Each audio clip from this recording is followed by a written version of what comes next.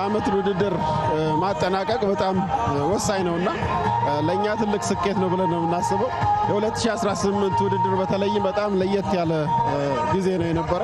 ምክንያቱም በጣም ብዙ ቁጥር ያላቸው ክለቦች የተሳተፉበት ነውና በዚህ መልክ ፍጻሜ ማግኘቱ በጣም ደስተኛ ነኝ። የቀጥታ ስርጭት 293 ጨዋታ ዶክተር እስኪ ሪፍሌክሽን መስማት ፈለኩ። በጣም ዘንድሮን ትልቅ ስኬት ነው ብዬ የማስበው ኦቤን ያደረገውን ተጋድሎ ሳስበው በጣም የኮራሁበት ነውና በአገር በቀል ሚዲያ በዚህ ልክ ተደራሽ መሆን በዚህ ጥራት እግር ኳስን ለእግር ኳስ ቤተሰቡ ማድረስ መቻል ለኔ ትልቅ ነው ብዬ ነው የማስበው። ምክንያቱም ከዚህ በፊት የነበረው ዲኤስቲቪ እናስታውሳለን።